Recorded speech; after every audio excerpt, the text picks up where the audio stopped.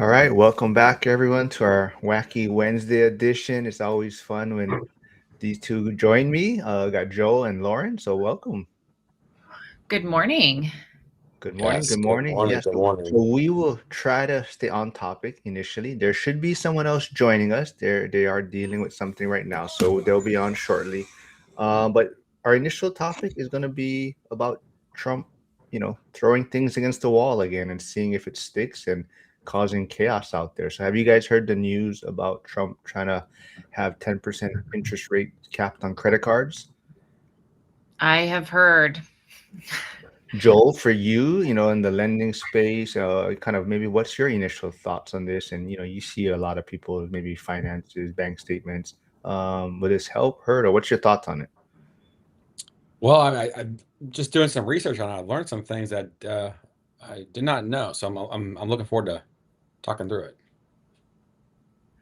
What did you learn? Well, one of the things I think some of the states have caps on the rates that you can charge, and so some states don't have caps, and so that's why you'll see a lot of these companies get domiciled and LLC'd in certain states. And I Mhm. forget the certain states, but like the ones that don't have caps, that's where their homeland is, so to speak. Mhm. Any like red state, blue state type of distinction there, or is it kind of just random? I'll have to pull it up and double check. Yeah. Lauren, did you get a chance to kind of look into it, or any thoughts on this?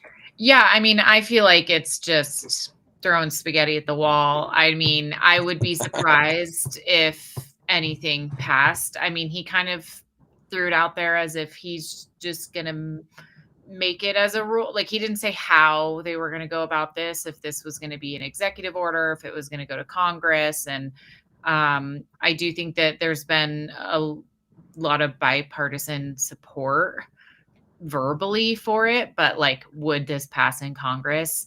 I mean, it's pretty hard to imagine that it would, especially 10%. Like 10% cap is a pretty low cap. I feel like even going to like 15% would be more reasonable, and feel like it was more of a possibility and less of a pie in the sky number. But I was shocked when I was researching this. I was shocked to hear what interest rates the average interest rate is, like 23, 24%. That's the average, which means there's like more that are higher than that and some that are less than that. But I can't believe how big of an industry, and I feel like it's pertinent to real estate investors because I just don't think you can get financially ahead if you're paying 24% to carry a balance over month after month. Like that interest starts compounding. I mean, there's nothing in real estate where you're getting a 25% return. I mean, when you think about it from an investor standpoint, just paying off credit cards or not carrying debt on your credit cards is like the best investment of your money that you could possibly do. And it's $100 billion industry for a reason.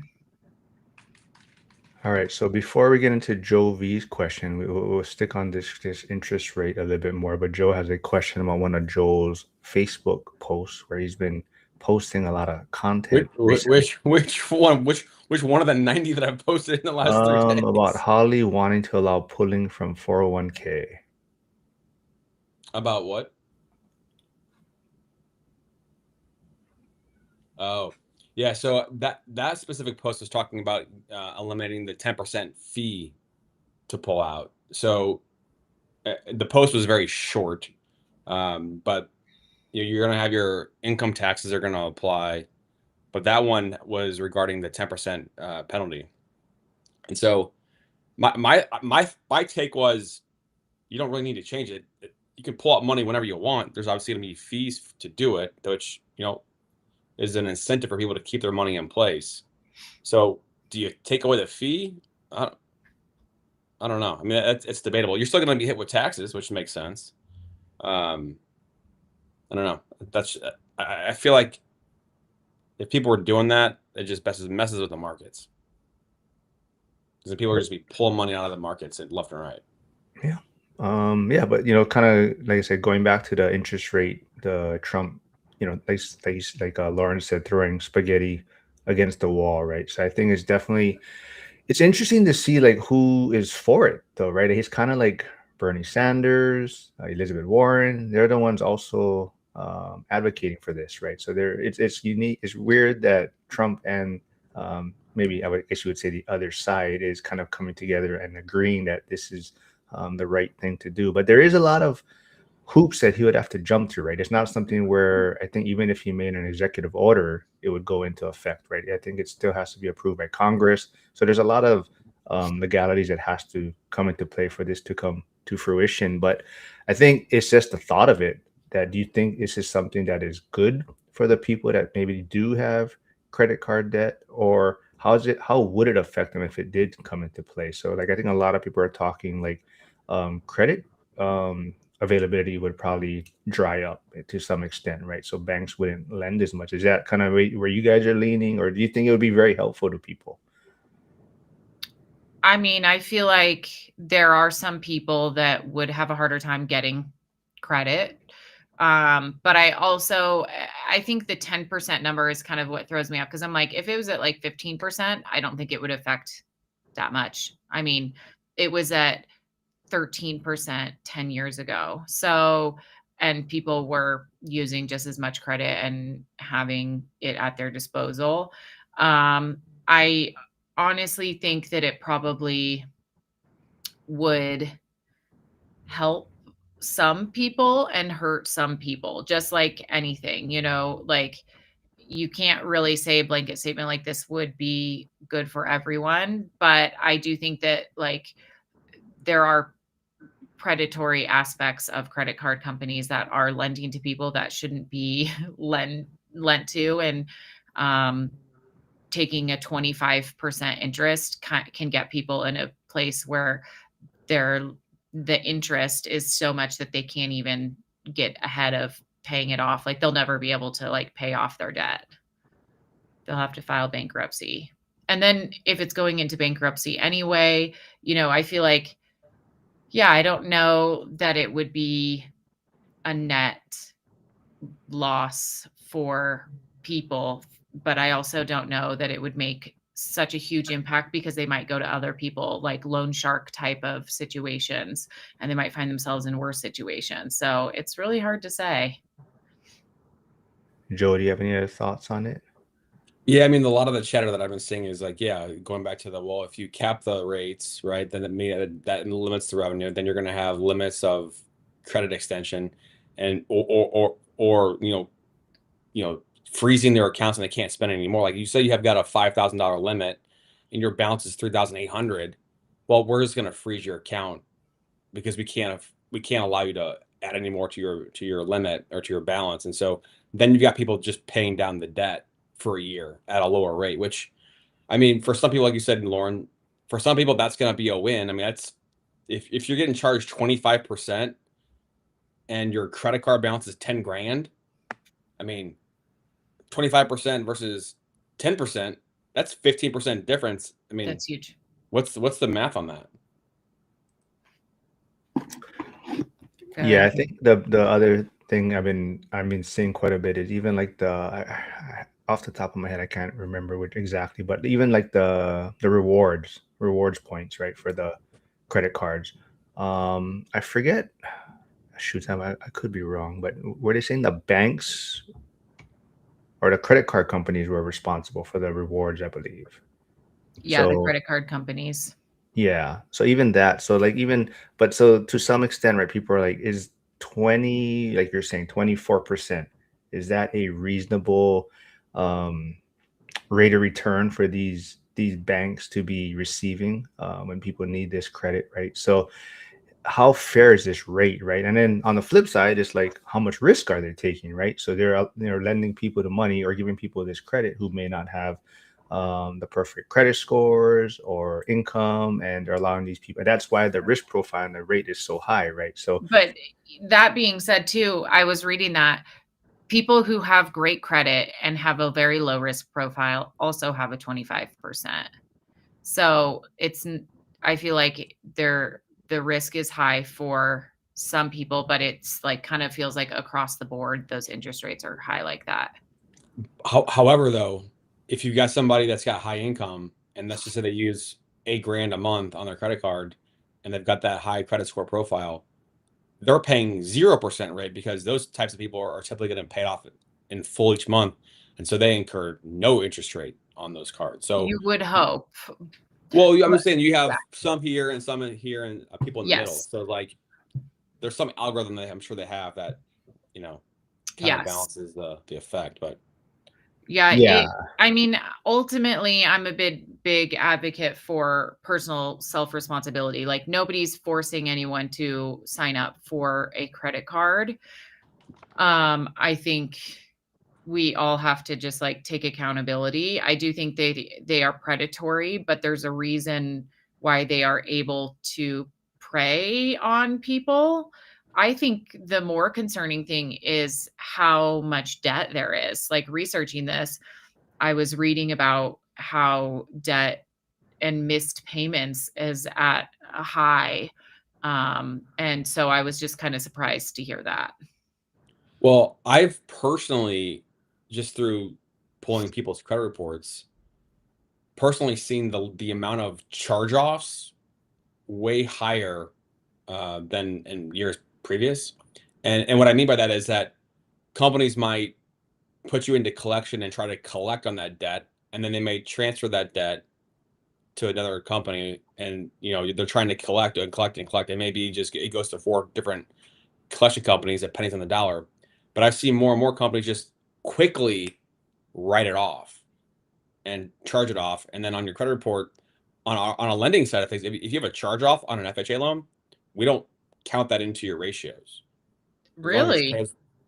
Hmm. So I think I haven't looked up the data of the amount of delinquent credit card debt and what that trend is over time, but I'd be interested to see what that is. I'm gonna see if I So can that find something. almost like incentivizes people to do it because they know that it's not going to make a difference.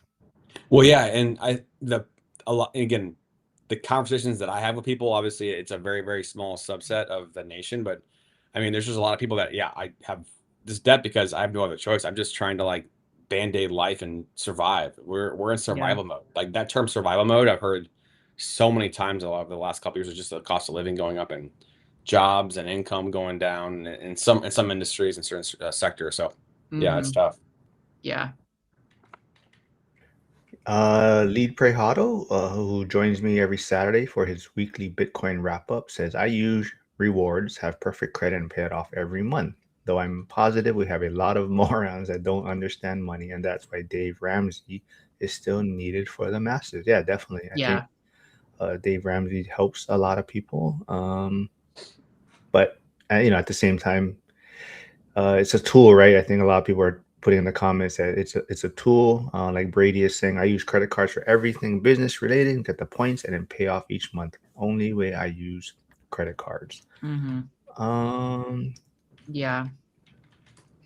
Yeah, I agree with Josh. Also, he just said, especially on college campuses, I completely agree. I think that preying on young students, because I had a friend when I was in college and she took out a credit card. She was using it and she didn't even understand that there was interest. And again, her parents obviously didn't educate her there, but there's also no education within our school system for this either. Like at no point in time was I ever told about high interest rates and credit cards and taught about that. And then all of a sudden you're allowed to open them up and you've gotten no that, education on it. that's funny. I was watching Theo Vaughn podcast recently. I forgot who the guest was, but they were talking about how like, yeah, he didn't understand, right? He opened up a credit card and he's just like, oh, I got all this money, and he's just like, yeah, let's see them get me and come and collect, right? He didn't like he just like racked up all these bills and he's just like, Mhm. oh, who did? They're not gonna come get me. He didn't realize like this follows you, right? Like your credit score, this outstanding balance, and he was, and after then, you get older and you're like, shit, man, what did I do? So, but yeah, like you're saying, when you're younger, you don't realize all these things and nobody teaches you that. But Yeah. Yeah, it is definitely predatory. Let's see. Hyder, I think we're having our first disagreement. Ooh, let's see. What he says credit card companies are dealing with the same garbage and manipulated currency we are. So they have the same problems with an unsound currency. The currency is predatory, not the credit card companies, in my opinion. I think the credit card companies are predatory. Like they're making hundreds of millions of dollars, and they just increase the rates. Like I feel like credit card companies absolutely are predatory, but you should be smart enough to take accountability, but let's not make them into nice guys because they certainly are not. See, Jovi, exactly what Theo Vaughn was saying. So Jovi says recently spoke to a 20 something who didn't know they had to pay their credit card bill, thought it was just free money. Yeah. Yeah. Brady Mhm. Morgan says personal finances. Oh, where'd it go to chat just moved. Personal finances was one of the very first courses I had when I went to college. Not bad, but it was fairly general info. And I will put Brady's YouTube channel in the chat. He just sent me a copy of his book that he's going to be coming out with soon. I haven't had a chance to look at it, Brady, so I will take a look at it though. Let's see. Everyone disagrees with Hyder, Jovi said. Uh, so Joe, for you, I mean, like I think though, you probably see a lot of people maybe their income and their credit reports, on a more regular basis. Like what options do people kind of have though, right? So things are getting expensive out there, right? People are kind of using credit cards as a way to get by right now with where the economy is and the price of things, right? So if they were to put this cap and people's lines were frozen, I mean, what are we looking at, you think? I mean, do you have any thoughts where that's kind of what kind of outcome that would be? Like, will people get into more Well, how financial would trouble if they can't have more extended lines available? Yeah, well, I mean, what would they do, right? If that's kind of they're paying the minimum, they're kind of living off of that, right? They're paying their bills, they're paying whatever necessary living, and then their lines are frozen, right? And so now, what's going to happen after that? You think? Well, I I think you have a couple things that happen. One, you start to hunker down, right? When you know you don't have a safety net anymore, you start to and have a wall in front of you. You start to figure out other ways to be able to make things, work or happen. And so I did the math on it. 15% on 10K, that's what, $1,500 a year of interest difference, which that would be $125 a month reduction in interest, which, okay, that's gonna help a little bit. But maybe it's more just psychological. Like, hey, we got some runaway here to like try to make a dent in this debt. Let's lead, pray, hodl, save your money, save your money, and attack this debt. I don't know. I don't know if it would have that big of an impact, to be honest. When it's all said and done, I don't think it's gonna have that big of a either way. I don't think it's gonna have that big of an impact. Kind of the same thing with the 40-year mortgage. I don't think it's gonna have that big Yeah, of an impact.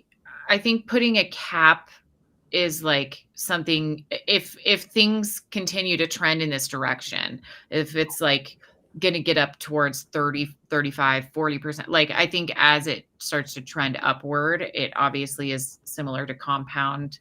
It's like compound interest. It starts to have more and more of effect, that it could be a slippery slope, but also realistically, they're never going to make it 10%. So Yeah.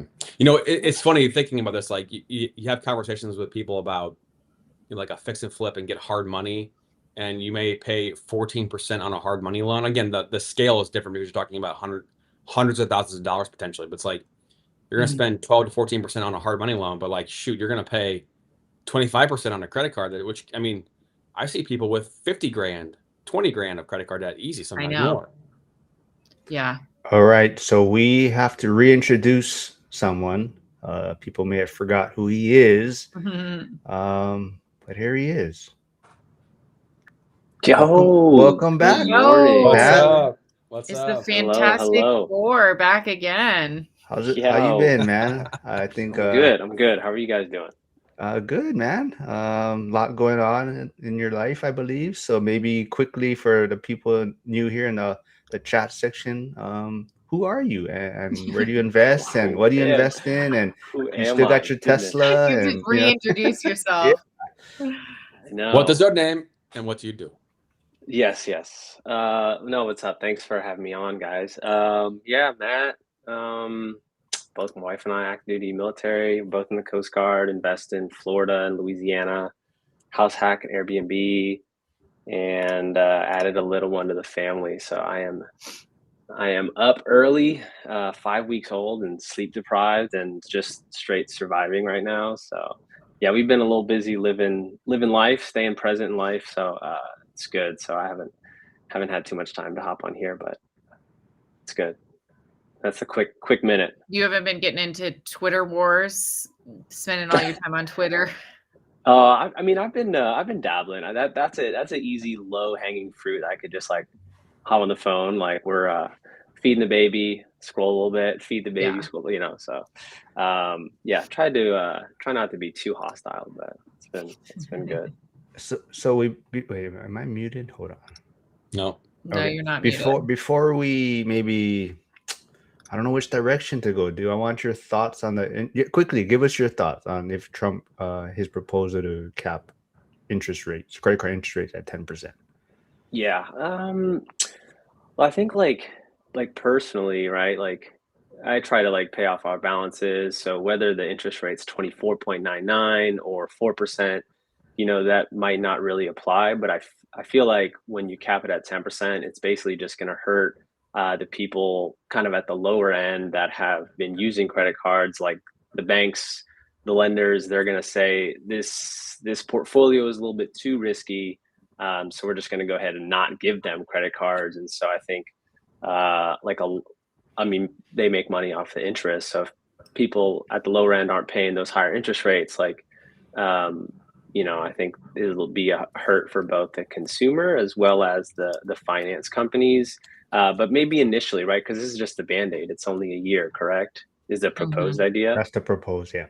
Yeah. So it's not really gonna fight the underlying issue of like sound financial principles of like budgeting and paying off your debt early, paying off the higher interest rate. You know what I mean? So, um, like it's just a band-aid, but Well, that would lead me to, so do you think people may actually be, if it's capped at 10%, put extra to paying down that balance, or is that now spending money, right?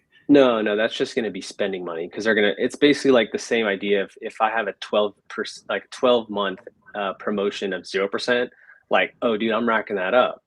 And then at 12 months comes, then I'll start worrying about, okay, now I'll start paying interest or start paying down this debt. So I think it's a classic, like, we're just going to push the problem to the side a little bit. I don't know. Maybe we have midterms coming up. Like maybe this is just like hey, like look at this. I'm addressing some affordability issues, but I think the underlying issue probably still will persist.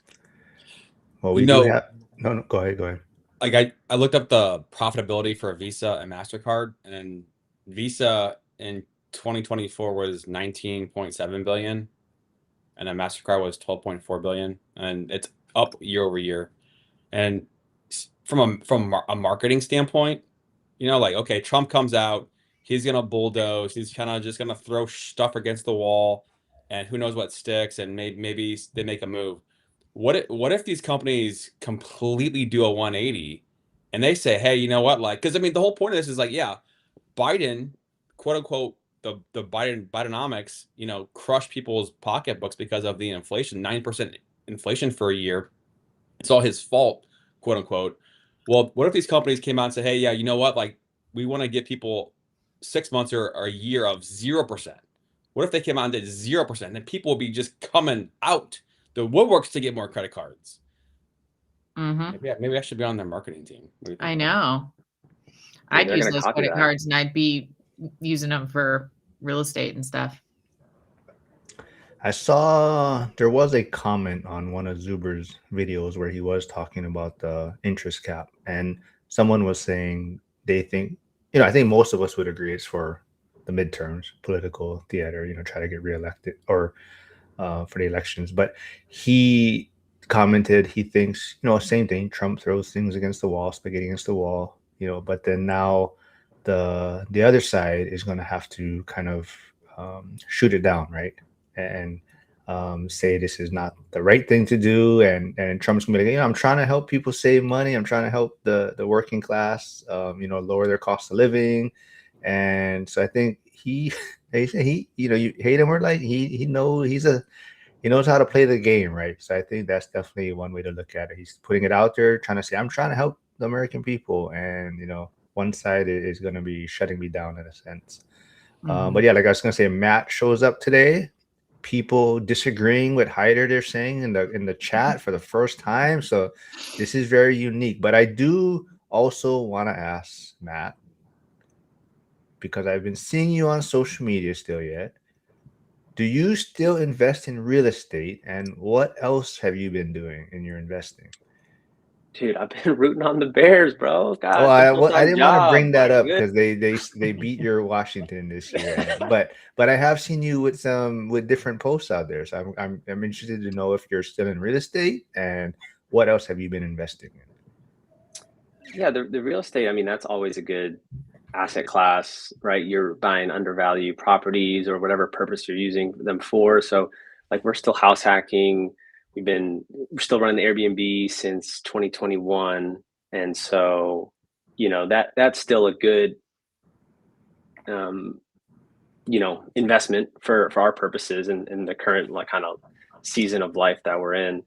But in terms of like actively doing like fix and flips or out of state investing, like we have a property manager in Florida that handles both those properties, so it's pretty like hands off on our side. And so um, I think right now the other asset class that I feel that is has been doing well is like if you've been investing in the stock market. So before I did real estate, in 2018, I was like, that was the first time I got like an actual job. So I was like, first time in the military, getting this paycheck, and always thinking like, I didn't have any student loans. So what do I do with this extra money? And so that was the whole index fund, kind of set it, forget it. So like, you go down the rabbit hole of all this, index funds, low expense ratios, just like bet on Team America, S&P 500, right? And so that was like the baseline, and kind of that shifted to like that's what we invest in our TSP, or basically that's like the government 401k equivalent. So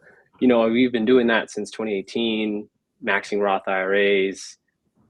Real estate was in 2020, so we learned about real estate. And so like I think the big picture is like whatever the asset class is, like you'll kind of assess where your skills are, you'll educate yourself, maybe reach out to people that are doing it, get some mentorship, and then kind of pursue that path. So 2020 to 2022 was kind of all real estate, like really heavily focused on that. And then now it's 2025 going to 2026. Like the past year, we haven't really been doing any real estate deals, just been kind of normalizing or stabilizing the portfolio.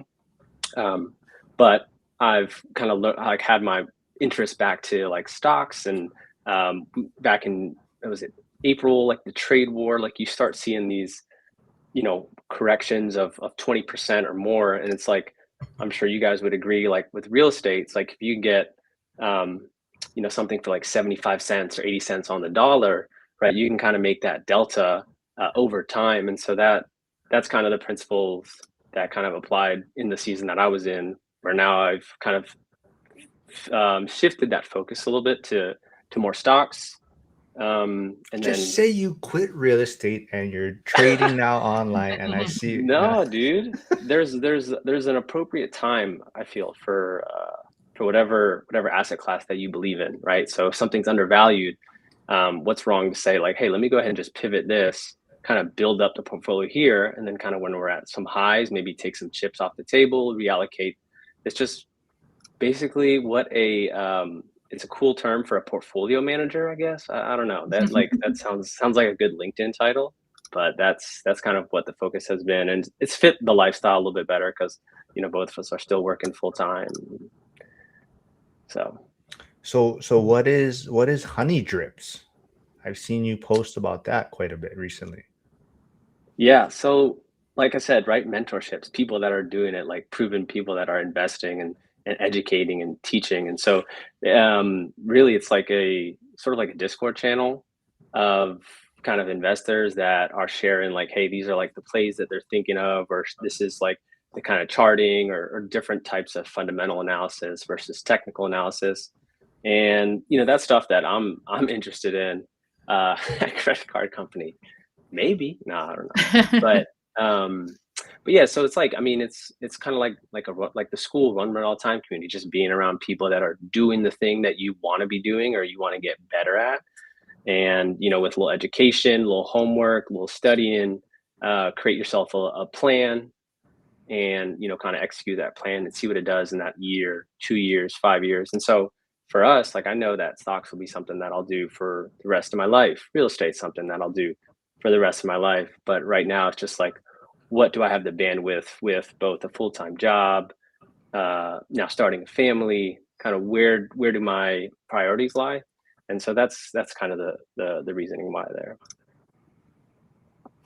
You guys got any questions for Matt, or any things you want to? I got something else I I want to didn't ask get him. my real estate license. See, that was part of the problem. Yeah, that's why I you thought were about it. avoiding me for so long. No, I thought about it, and yeah, the time and attention it would have taken me to pursue that, right? I think it would have taken away from what I'm currently doing. So, um, so yeah, sometimes you gotta know your strengths, know your weaknesses. Like, I didn't see myself as somebody that's going out and selling, or I know that referral agent stuff that we talked about. Um, but but yeah, you just gotta take advantage You of the know, opportunity. I do have a question for you. I mean, is that the porn stash wasn't there last time, was it? Dude, I've been Wow. growing this for 32 years, bro. It's just, I Maybe think it just once looks more you emphasized. have yeah, I think It goes with his Tesla. That's why it's a requirement to have a Tesla. But so Matt, another thing I wanted to bring up was, uh, I don't want to say you were vocal, but I did see you posting quite a bit when the government shutdown was in play, right? So did that impact you in any way? And also, kind of, did that make you change what you're investing in a little bit, or change any of your thought process there? But how did the government shutdown affect you?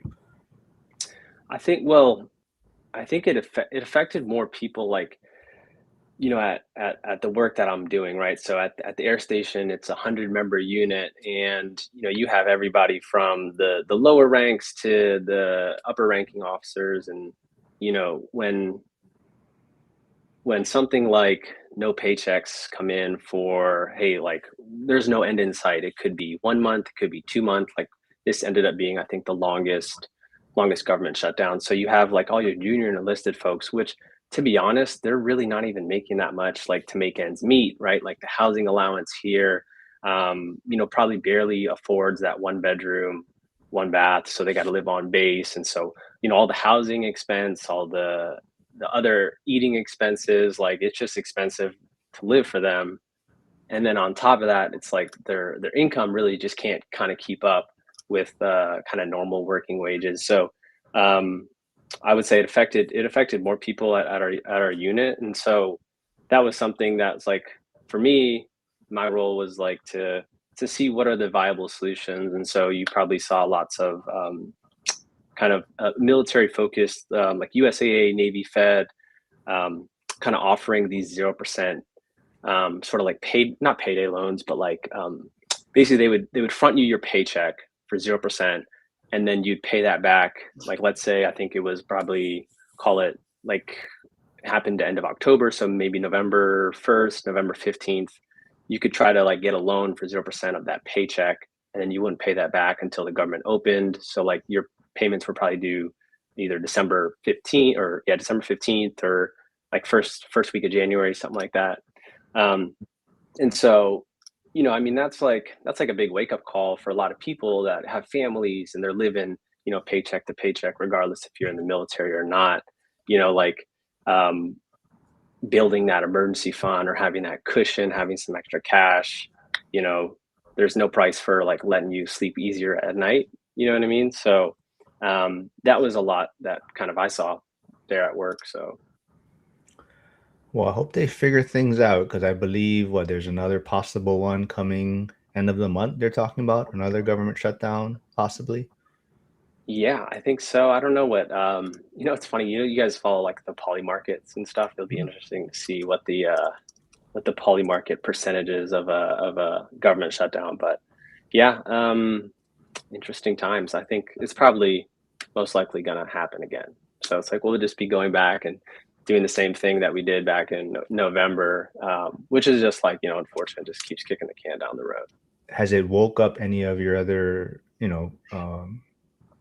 I guess not employees, but people that you work with, as far as kind of waking up to having extra income or other sources of income coming in? Yeah, like people were allowed to, if they wanted to do like a side gig. So I felt like, adding opportunities for employment was like was something like a viable option for people, just to help, cover basic monthly expenses like your shelter, your food, and gas and all that stuff. Um, but yeah, no, I think it is definitely like a wake up call to try to plan and prepare yourself for to not be in that position, right? Like it's not going to be something that you kind of do overnight, but as you build it up over the course of 3 months, 6 months, like reduce your living expenses, try to live below your means, maybe make that sacrifice temporarily, so that way you can kind of live a little bit more comfortably later on. And so definitely easier said than done for people that are young, people that aren't really making much money. Like a lot of the junior enlisted folks definitely felt that hurt more so than myself. But that's just kind of a reality of the world that we live in, right? So, how quick question for you. So, fast forward the clock, you get your 20 years in, you Hmm. retire. In theory, Yeah. what would you want to do full time? Oh, What would that you? will be operating business, owning business, whatever that is. Could be real estate. Um, but yeah, so like between my wife and I, oh yeah, look, government shutdown. Oh wait, is it 2026? It says greater than 99% chance, but hold Oh, on. That's the wrong one. 30% chance. Yeah, accidental landlord says Poly Market says 31% Hmm. chance of a shutdown by January 31st. Yeah, jeez. here we go again. I mean, we got tariffs Um, coming out. No, sorry. Go ahead. yeah, no, like, yeah, basically it's like the answer to your question is like once we retire, we'll do our 20 years, either one of us. If we can both stay in co-located, that's like our first plan. If not, one of us stays in. Because like the reality is like we really don't you don't like moving so much. You want to kind of establish a community, like get some friends here. But like when you're in the military, like you kind of signed up for this where you're moving either every 2 or every 4 years. So like the people we know here in New Orleans, like you really don't really develop that strong of relationships as opposed to if I knew like, hey, this is our forever spot, we're gonna retire out of here. um, and so that's kind of like the shitty thing about like really being in the military, is like the geographic instability. But ideally, raise a family, retire, not have to work once we get out, so we'll be in our mid 40s. And I think that's the whole point of kind of what everybody else, all the speakers here are doing, is like kind of to set yourself up to either live off the cash flow, increase your net worth um, in your younger years, and then that way you have opportunity to do what you want with the time that you have. So we're trying to convince Lauren to start her family, right? Like you just started yours, but if you haven't heard, Lauren is starting a boutique hotel. So that's her project Oh, she's got going lovely. on in Idaho right now. So Lauren, any Mhm. updates on that project you're working on? It's currently rented out. There's 5 units in the on part of it. So that's currently rented. And then we're working on finding an architect that we like. We've interviewed several, but we haven't found the right one. But just, yeah, it'll be a process of probably a year or so working with the city, getting a change of use for the building and getting them to approve our building plans.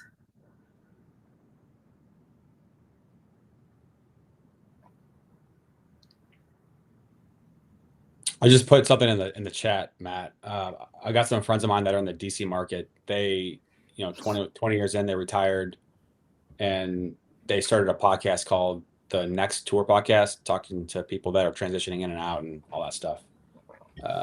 Just an Sweet. example of some people are doing, on the way. Yeah.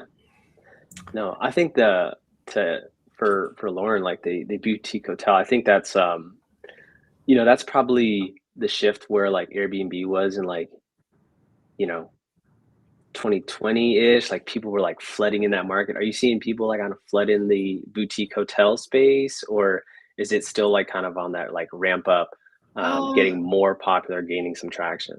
I think it is a little bit more popular. I think that it's a natural transition from like Airbnb people, partly because Airbnb has changed its rules so many times, and being beholden to a platform just never feels like a very safe option. So it's a way to kind of take control of your own bookings. But I also think there's a higher barrier of entry than there is to the Airbnb, because like I feel like Airbnb, you could put your home, anybody who had like a single family home or something, versus being in the boutique hotel or motel space, you're really like using an investment property. It's not going to be a primary residence or anything else. So I think there's a little bit more of a barrier of entry that has kind of made it slower for people to infiltrate. Yeah.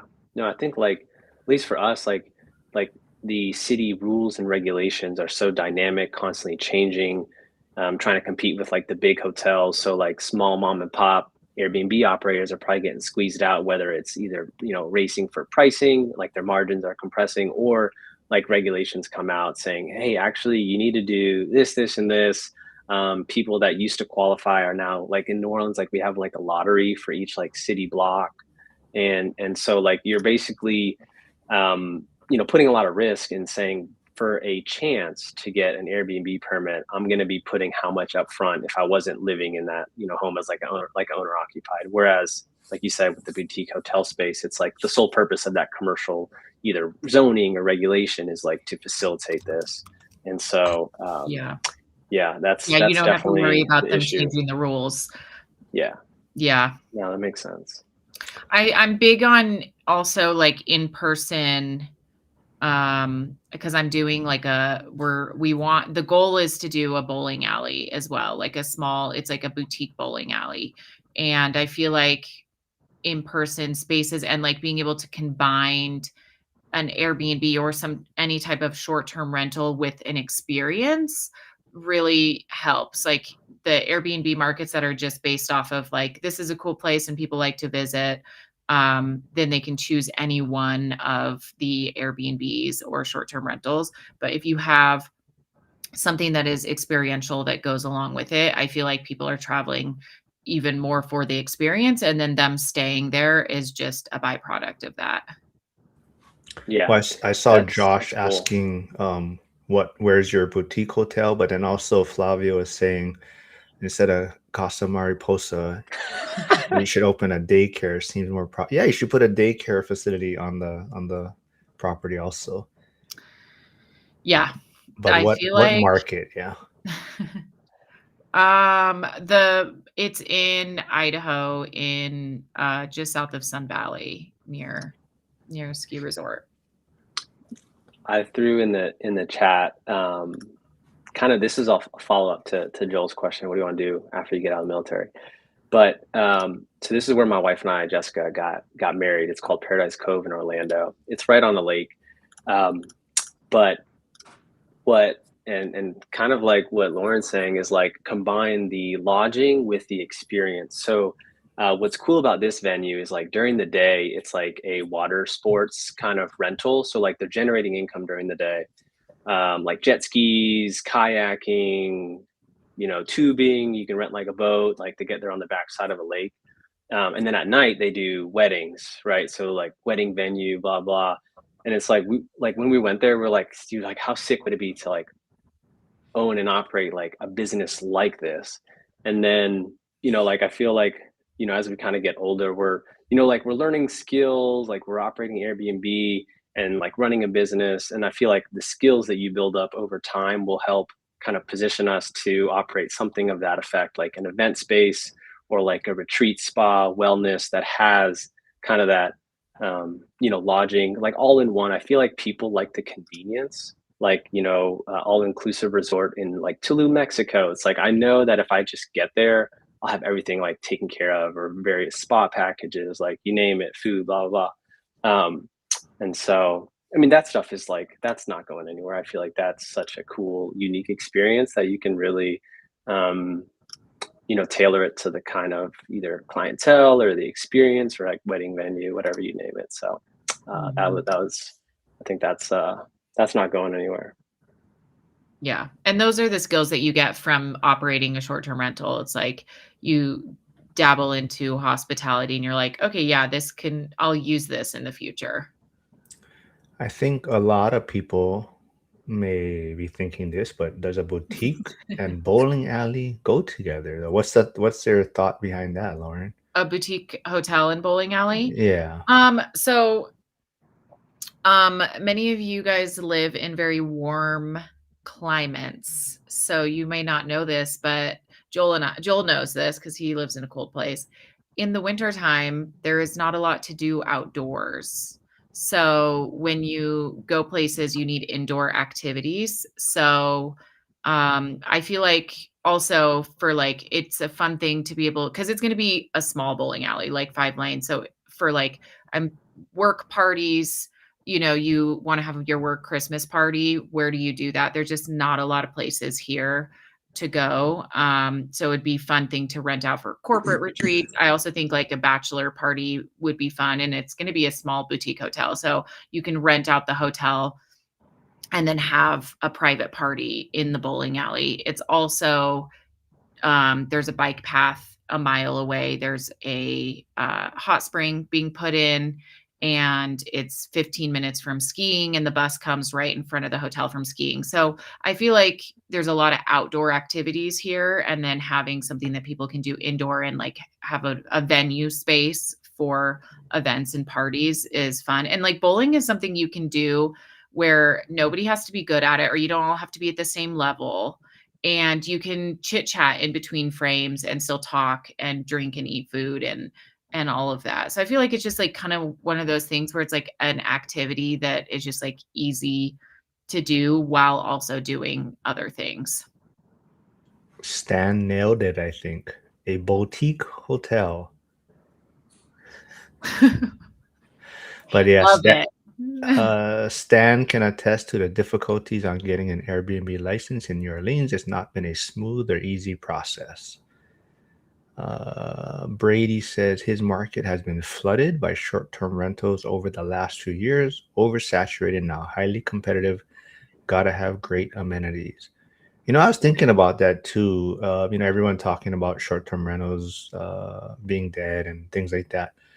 But I feel like there's only a few that actually are, I guess maybe, I don't know if there's a right way to put it, but only a few are actually trying to be profitable. I think a lot of people are just Yeah. doing it for the tax benefit. So it's like, if I break even, or, it's doing its purpose, right? So there's only a few people that are actually trying to separate themselves. I don't know. That's kind of my feeling on it. You guys have any thoughts on that?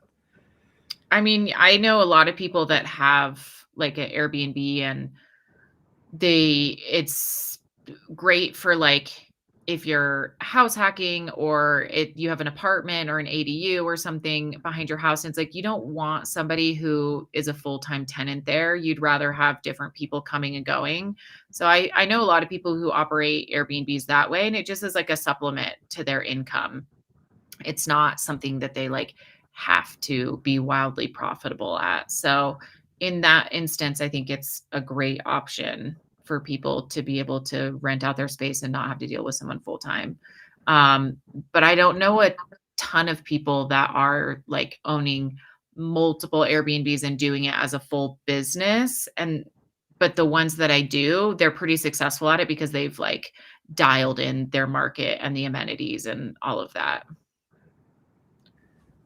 Flavio's asking, Lauren, what will be the smallest HB that will make sense to you? Probably And like boutique hotel. oh, unique building with only 5 rooms. is a unique building with only 5 rooms. What is the smallest? I mean, if you're talking about like rooms, like quantity of rooms, like what is the smallest that makes sense? That totally depends on what you buy the property for and what you're renting it for and your expenses. So this property has 5 rooms. I eventually want it to have 13 and do a second story above the bowling alley with more rooms.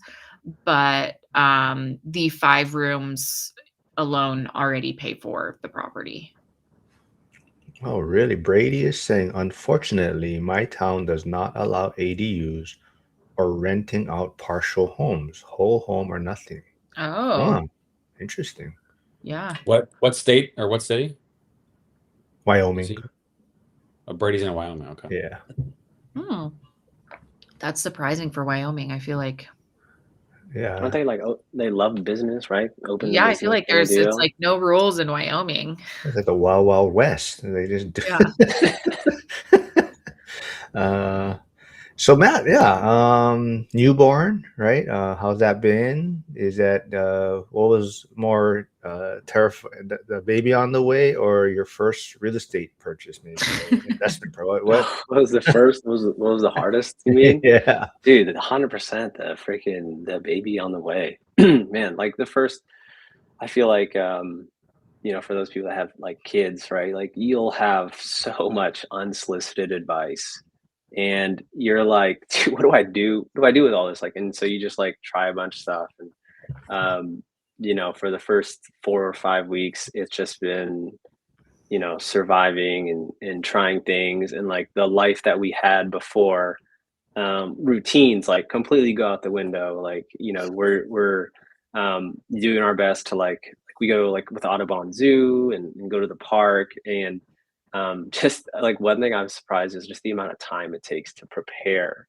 to move the family from the home, like getting all like the diaper bag stuff, like, and then like to get there, and then it's like, oh wait, like, oh, now we got to change diapers, you got to feed. So it's teaching me a lot of patience, which is good, but yeah, no, it's just an exciting new chapter, exciting new adventure. I think the real estate deal, um in similar fashion, right? Like you don't know what you're getting into until you kind of do it and make that leap of faith and jump into it.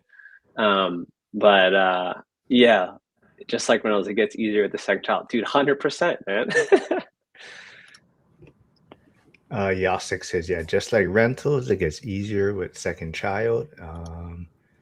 Brady is right outside. What do you say, Jackson Hole? I think it said somewhere up here near Jackson Hole. Joe V says Wisconsin as a state puts restriction, prevents some cities to allow Airbnbs, but I live in a resort area, and the hotels and resorts are being hit hard by the surplus. Okay, but yeah, man. I mean, I don't know if you You've got know, 2 dads here. You guys, do you have advice for him? Yeah, survival, dude, just I know. survive, just No. See, just Lauren, this is the survive. kind of advice I've been getting. Oh, dude, just survive. Just sleep when you can. But I don't know. I do have one piece of Oh, advice. yeah. Oh, dude, come on, I got my notebook ready. Okay, Jessica, if you just surprise her one time, like just I got the day. You just take your day. You do whatever you want. I got it the whole day. Just one you do that one time, and then you can then you know that you got it and you can do it all by yourself for a whole day. Like she'll melt. Just do it. No, dude, you know what's so funny about that? Last week, she caught the flu. So Oh, guess Oh who had shit. the whole day of just like, dude, I was watching. I haven't watched so many 90s movies. Man, we were going hard. Dirty Dancing, Die Hard, Splash, Big, dude. I was throwing on some classics. So he's either gonna love these 90s, 80s, 90s movies, uh, SpongeBob, dude. I mean, it's just anything to just keep me awake. But no, that I like that. I like that advice. Yeah, I think one of the things we tried to do was, um, like give each other like their hour of like whatever they want to do, right? Like so, and it works, right? Like I said, like really routine. It's like, hey, like, okay, baby's sleeping, take a deep breath. What do we got to do? Oh my God, we got to do laundry again. Like, so, but no, it's been good. I don't know if I saved it, but I'll send it to you. But it was an Instagram reel. It was like the husband, he's like taking out the trash, and the wife's like, "Where are you going?" He's like, "Oh, she's carrying the newborn, right?" He's like, "Oh, I gotta take out the trash," and he goes out the door, and he starts going to like the bar, he's going to the restaurant, ordering sushi. He's spending the whole day by himself, and he comes back, and now the wife's carrying her trash, and he's like, "Where are you going?" He's like, "I'm taking out the trash," and she goes, she's like on a plane traveling somewhere. Dude, that's hilarious. Yeah. That's funny.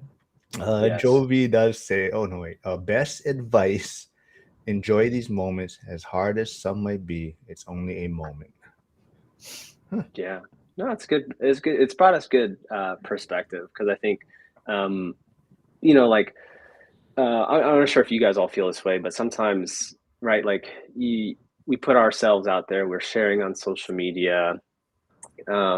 It's been a real helpful reminder to stay present and kind of live in the moment a little bit, enjoy the wins and smell the roses, so to speak, right? Pretty cliche, but yeah, just being present, being patient. Um, like a thing that Jessica always says is like, this is the smallest that he's gonna be, right? Like it's like crazy to think about, but before you know it, I'm gonna be driving my full self driving Tesla. Like, nah, he's gonna have to start with a freaking '08 Honda Civic. I can't give him the keys like that. So yeah, no, it's been good. So I like that, right? It's only a My moment. recommendation is, since I would say the best thing you can do is buy your ORAT tickets and get to Vegas as a Valentine's Day trip as a family. Dude, Priorities. Lauren is dude, going. Did right? you know Yeah. that Lauren and Joel are both attending? They bought their Oh tickets. man, I'm sure you guys will have a great time. You guys will have a great time. It'll be fun. And if people don't know, I was trying to get Matt and his wife to be speakers at the event, and Matt had to decline it, he said, because I had to respectfully decline. To be a speaker? Cool that's opportunity, what I'm cool saying. to share. You have a I was like, Jess, like we could bring the newborn on stage, and it's like, oh, I was definitely asking a lot, but Yeah. I don't know, traveling, maybe traveling with babies on the Ah, plane. I feel like it's all easy. right, Just put a right? little alcohol on the lip and put them right to sleep. but yeah, Zuber definitely likes the couples speaking to that effect, and I suggested Matt and his wife, and Matt freaking declined it, man. I was like, what the hell? But next time, maybe. Dude. That's I mean, I had a wedding to go to in outside of Baton Rouge in 2019, and we did not go to the wedding, and I got so much shit for it. Traveling with twins with a month Oh old. man, dude, that's the other thing. I'm like, how do these people use or do like handle twins? Like, dude, you got no sleep. Like when one's getting ready to Uh, put down, okay, now the other one's hungry and like, it I was don't know. bad. It was I'm just bad. preaching to the choir here now. Sorry, Lauren, you're gonna have to hear I the know, the what a earful snooze from me. fest. Just do I it. slept in Just do this it. morning, you guys. Stan is asking you, Matt, how have your Airbnb bookings been over the last year? Any slowdowns? Yeah, no, definitely some slowdowns. Like the first year was 21, and it was, I think we grossed just under 70K. This year we're on pace for just over 50 to, well, yeah, 50K on Airbnb, and then maybe like 5 to 8K on either direct booking or like direct booking slash repeat guests. Like, so we're getting repeat guests for the big, like, Tulane Parents Weekend. For like Mardi Gras, we're just having repeat guests just because, um, we know what to expect. And I feel like that's the other thing that a lot of people really don't talk about. It's like, oh yeah, live in like, house hacking. It's great, but like we've been house hacking since 2020. Like I'm honestly sick of it. Like nobody Mhm. says that, but I'm ready for my own space, yard, not having to QA our cleaner. But that's like, just on me as a bad I guess operating manager. I don't know. But yeah, I feel like that's something that's missed is it's not all sunshine and rainbows. So like you make this small sacrifice so that way you don't have to do it when you grow up. But yeah, Airbnb bookings are a little bit down, but like this unit right here is a like medium term rental. It used to be a long term rental, but then like Lauren, we are like, yo, I'm not having this person every day for the next year. Like, so we're like, we're not doing that. So we just rent it out in the summer, and now it's just a glorified mother-in-law suite for friends and family. So like now all we have to do is just worry about Airbnb guests downstairs, and really it's only just the high seasons. And so like what we're gonna have to do is like we're gonna have to put the baby in the front living room. I'm gonna have to sleep on the couch. I'm gonna do all the diaper changes and feedings out front, so I don't have to ignore the guest. Like, so I don't have to bother the guests, like ruin kind of their experience. But it's like, yeah, I mean, that's just what you got to do, I guess. Mm-hmm. Yeah, I think I don't know if you've ever been on with Jeremy Taggart, agent broker in Pittsburgh, who we work with a lot. But he same thing. He did I think what 7 house hacks, but he just had a baby also recently. And he said they've just bought their primary, right? So they're done with the house hacking. But yeah, like you said, I mean, you guys put in the sacrifice though, right? Jeremy and his wife, and you and Jess. It's not forever, right? The house hack is just to get started and help you get on the journey, right? Yeah, and like they said, like the perspective of it's just a temporary thing that you can either offset your housing expense or even make a little extra cash flow on the side. And as that delta increases or you're living still below your means, right? Like you can accelerate your wealth building journey. Sticking to that plan and sticking to that consistency over time. So, yeah, I think we're definitely on the. If we've been house hacking, if there was a percentage and a spectrum, we're at like 95% done with this. Yeah. But we have until 2028 in New Orleans, so we'll be here at least for the next 2 years. So yeah, we're on the When you back. just said 2028, I was like, oh, that's a long time. And then you're like 2 years. I was like, oh my God, what year is it? Yeah. Yeah. It's time is flying. Goodness. Mhm. I'll be in my early 50s. No way. I'm turning Dude, look, 50. you know what? You got that Hawaiian. You got that are? You're gonna Hawaiian have a big sun. party. No, I'm not. Why not? Just She's another fine. day. When is your birthday, Mark? 4th of July, man. Oh my God, it's What? such a good day for a big Dude, party. Dude, double down. You're I'm a, turning I'm, 50. The I'm a country's turning bison. 250. Yeah, I'm a bicentennial. Oh yeah, what is it now? Not. I was thinking. Oh, when I was born, yeah, bicentennial. You You gonna should party with Trump? you should come to Idaho. I'll throw you a big 50th. It's a great 4th of July place. They're very big on that holiday here. All right, maybe that's the plan then. I am going to probably go to Carolina again for sure this year because the Bears play the Panthers. So I gotta figure. They haven't come up with the dates yet, but the Bears are playing in Carolina, so I'll definitely be probably at that game. Curtis, who's known for house hacking, says, due to all the ways to house hack, I can't imagine not doing it. Mm-hmm. But then you Because also he's done duplexes, right, Curtis? no, he boarded up a room. Oh, that's right. Yeah, he boarded up a room and had no shower, but he wants to clarify that he did shower at the gym, and his mom's. He wants to make that be clear that he did Hit you not. with that disclaimer. Yeah. Yeah. But Brady says, I've never been interested in house hacking. I value my privacy and space. Didn't move to Wyoming to be closer to people. No, Dude, that's so true. Yeah. Hey, Yeah. respect. Yeah. And I feel like house hacking is a younger person's game. You know what I mean? If you're single or you just got married or you just have a girlfriend and you kind of, create a plan, have this vision of like, sit down and say, hey, we're going to do this plan for like 3 to 5 years. And, kind of that's it. That's totally one thing. But, to expect that, put that expectations on, multiple kids or, in our case, like we were living apart, like it made sense because of our work to like house hack and have roommates or whatnot. So I think every situation is different, but the principle of house hacking is sound. So Well, see, Stan wants the birthday party in Hawaii, but I other- mean, I'm down for that, but Hawaii is not very like 4th of July, you know? I Hmm. mean, they do a lot of fireworks. more for New Year's Eve though. Yeah. Yeah. But But yeah, like also Hawaii's great. If you like lots of humidity and 100 degrees, come to St. Louis. It's Oh wow, that sounds you're great. inviting us amazing. this time, Joel? It's Because great. St. Louis, none St. of Louis us were is invited to your Florida event. You can yeah. Flavio also says I'm going to the party for Mark. You know who else will be there? Monica, because she lives in Idaho.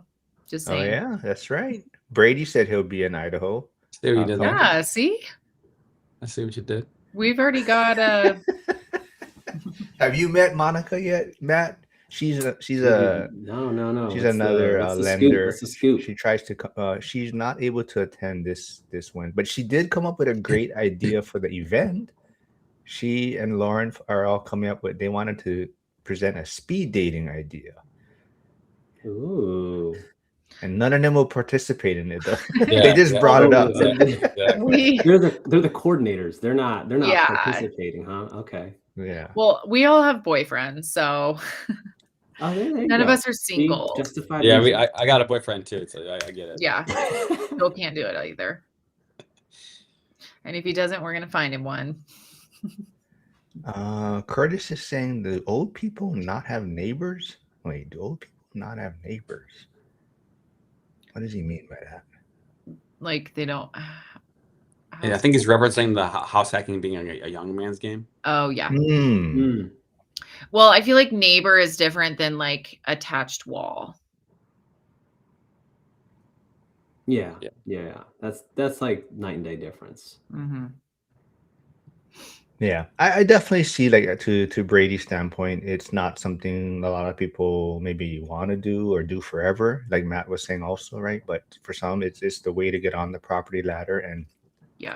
like Curtis, that was the way he got on the property ladder. He figured it out. I mean, he knew he wasn't gonna live there forever, and he sacrificed. He boarded, like you said, he boarded up the room and shower, whatever he could do, shower at the gym, shower at the mom's house.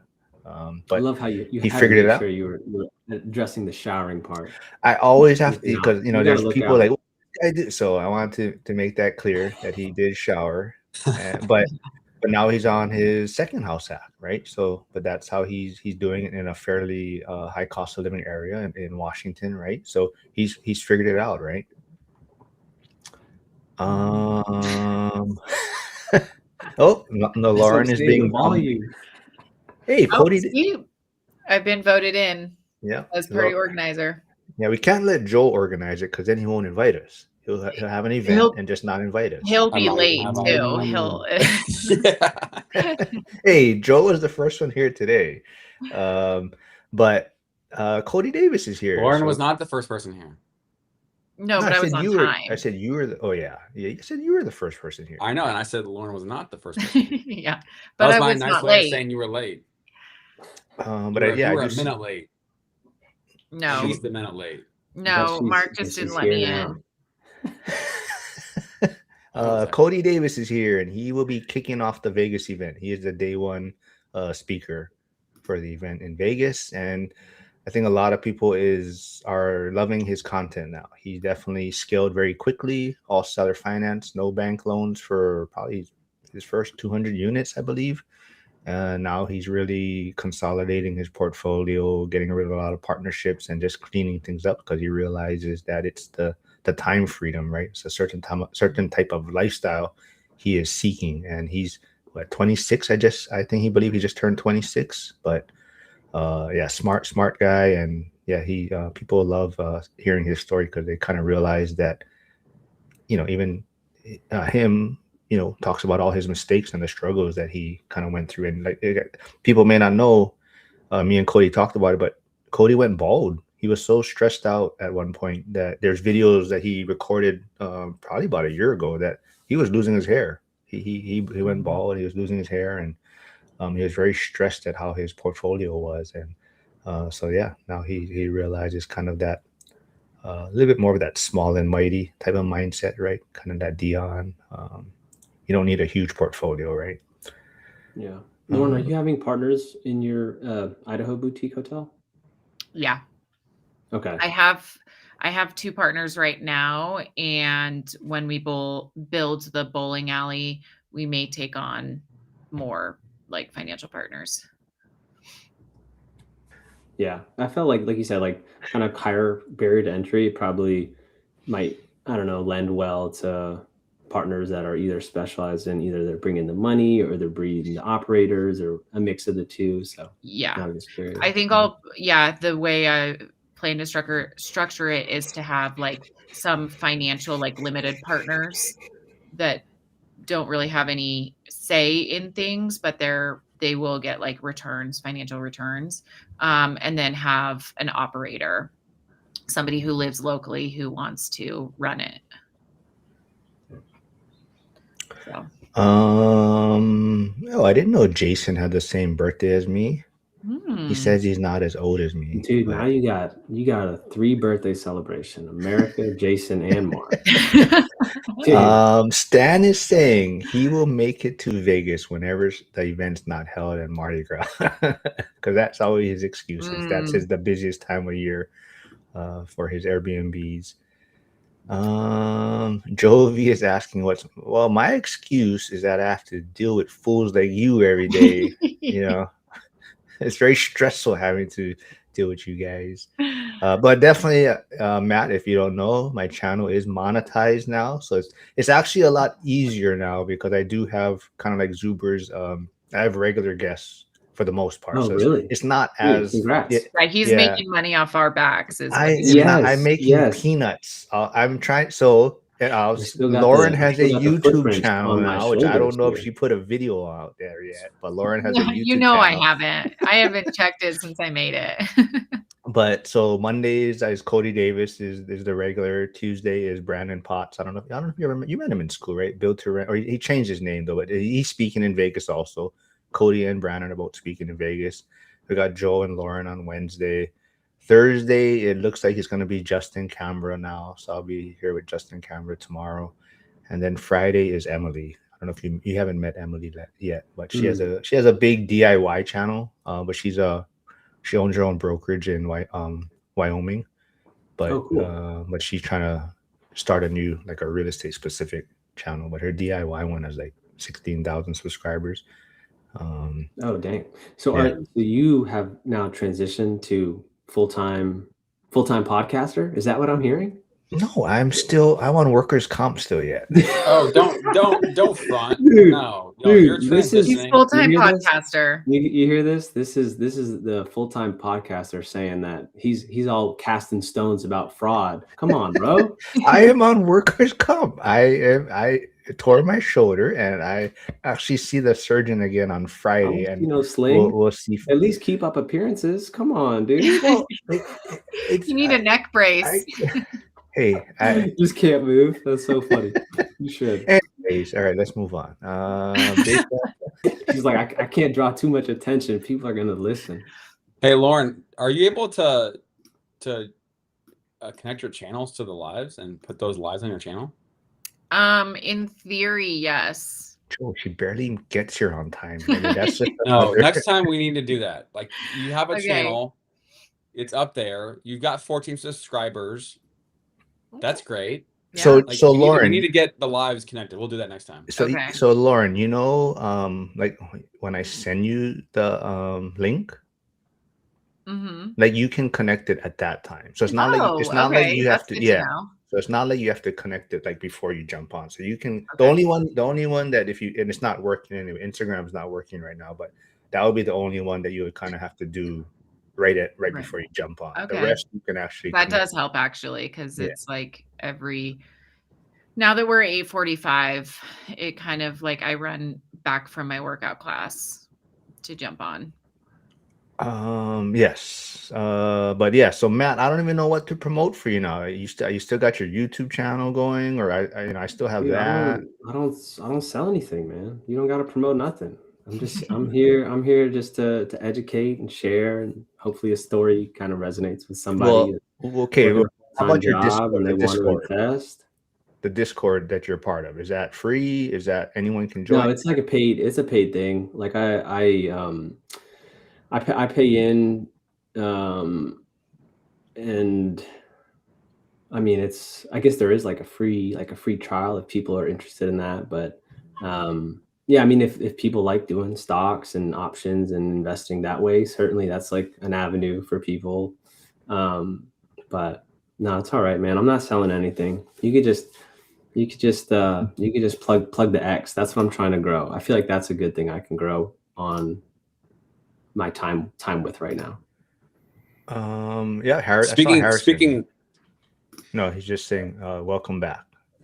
Dude, Harrison, what's up, man? Did he buy any? Dude, did you see? So this was a while back, but Zuber bought into Tesla stock. Probably yeah, Zuber, even Dion did. Dang, because wow. they were pissed at It was Timmy Walsh. Tim Walsh, They're yeah. very upset at Timmy Walsh. Yeah. Almost. I gotta ask him next time you see him. Did they sell? I think Dion did. I believe Dion may have. I'm not sure if Zuber did, but I believe Dion took his profits but they're both just upset at someone almost like hoping for an American company to fail, and they said, you know what, we're going to invest it, and yeah, they threw their money in there. Hey, John Litz is here. Yesterday was his birthday. I'll put his channel in the chat. Everyone go follow him. But he did have, I believe, his 5th eye surgery, he said yesterday. So hopefully he's feeling better. He's trying to get his Airbnb up and running, his new project. But he's dealing with a lot of work, health, all kinds of stuff going on. But yesterday was his birthday. So happy birthday, man. Hope you're feeling better. Put his channel in there. Yeah, you guys, anything else you want to discuss, Matt? I don't know. Books? Any good parenting advice book you read before? Me, dude. My parenting advice is freaking YouTube University. There's these people, the doctors Borkman. I don't know. They're 2 certified pediatricians, but I don't know if like how to put on the Solly wrap and the baby carrier, dude. I'm just straight go to YouTube.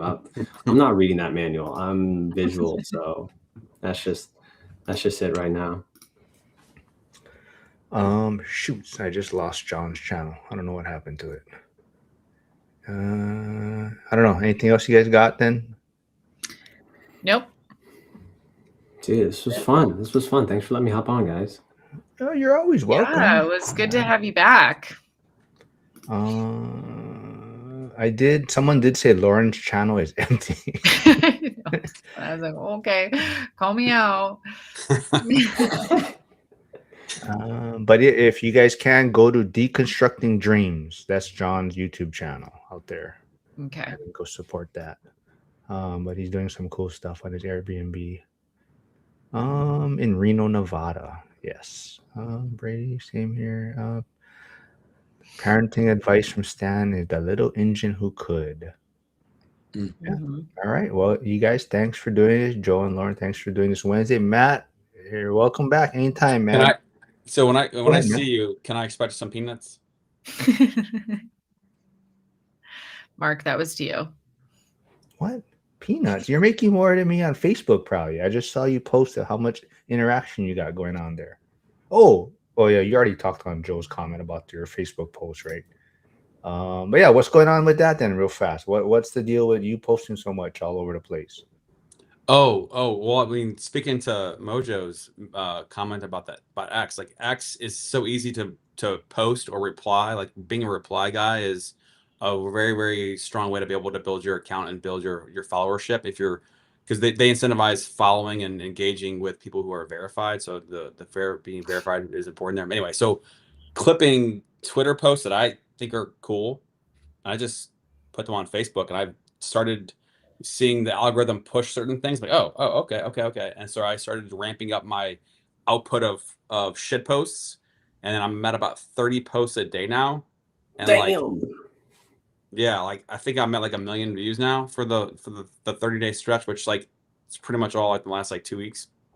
So Dude, I'm just awesome, experimenting with it, just doing it because I can. Like I can I can manage that because I'm literally putting no thought into it at all. Thanks, Joe. No wonder it attracts Joe. There's no thought. But Joe says Joel never stops posting on Facebook. His feed is all Joe. It's ridiculous. But I did find John Litz's YouTube channel. So if you guys can Cool. go jump over there, subscribe, go wish him a happy Ridiculous. birthday. I almost got into you mentioned Twitter fights. I almost got into a Facebook fight with my younger brother. Who's Oh boy, family dynamics playing out on Facebook. Classic Facebook. Yeah, Dude, like I posted. This is what Facebook's for. Yeah. I mean, there's some triggered left liberal people out there that comment, and I'm just posting just to post. I'm not trying to comment. I'm not trying to get into conversations.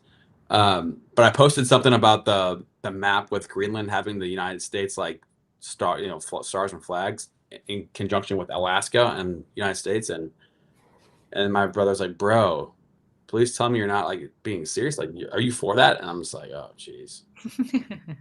Dang, Thanksgiving is about to be awkward, bro. Yeah. All right. Josh Burdick said he subbed Lauren, so it looks like you're getting some Nice. subscribers with Dang, no Lauren's content yet. on the rise. So just imagine 100% what you increase today. I'm doing a live next week on Wednesday on my channel, so check it out. All right. Thanks everyone for tuning in. Actually, I will be back in 90 minutes to with some first responders. Yesterday one of them had to cancel last minute, but we'll be back. I'll be back in 90 minutes with two first responders on. They want to talk about their first responder finance programs and things like that. But everyone else, thanks for tuning in. Matt, good to see you. See you in Vegas, Matt. Lauren, Joel. FaceTime me, dude.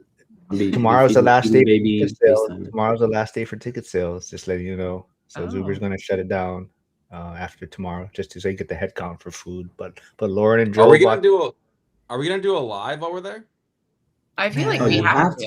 I really have to. want to do shit. I just No, want we're to. doing it. We're 100% doing it. I'll bring some equipment. We'll do it. Give the people what they want, Mark. All right. We'll see. Yeah. We'll see. We'll see. We'll figure it out. Okay. All right, Yes. everyone. All right, see y'all. Thanks, Okay, y'all. bye. Good to Bye. see you. Great job. Bye. Great job, guys. Bye.